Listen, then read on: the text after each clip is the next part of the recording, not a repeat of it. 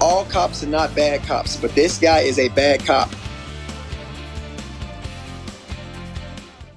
Some serious accusations against LMPD Detective Brett Hankison, who fired at least 20 shots in the police raid that killed Breonna Taylor. WDRB is following several LMPD-related developments this afternoon. This is what you need to know right off the top. A different officer, the one who secured the warrant on Breonna Taylor's home, is now under investigation. Ever since Taylor was killed, police and the mayor said undercover officers didn't wear body cameras, but new court filings today say different officers on that same undercover team wore body cameras in a raid that same night. We're going to go in depth on that later in this newscast, but we start with bombshell sexual assault allegations against Hankison. WDRB's Gina Galeras reveals how social media posts sparked a new investigation.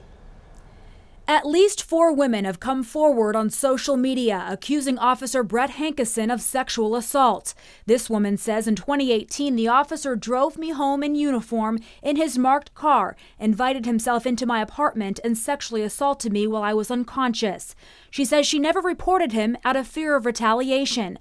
Another young woman posts that Officer Hankison offered her a ride home from the bar too, saying he rubbed her thigh, kissed her forehead, and called her baby.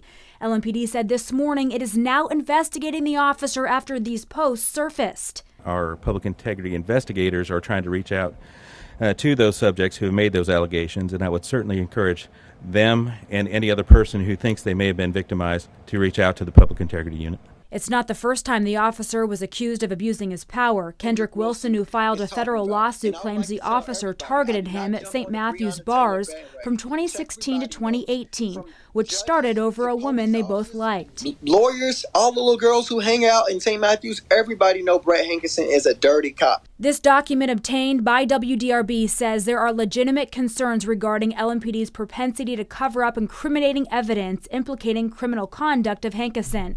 Multiple women have insisted that they filed complaints against Hankison with LMPD, yet Hankison's personnel file lacks these complaints and no actions were taken against him. Brett Hankison is the worst predator, the worst type of predator. He used his badge to sit outside of a bar where he worked off duty and look for intoxicated women who were not capable of consent.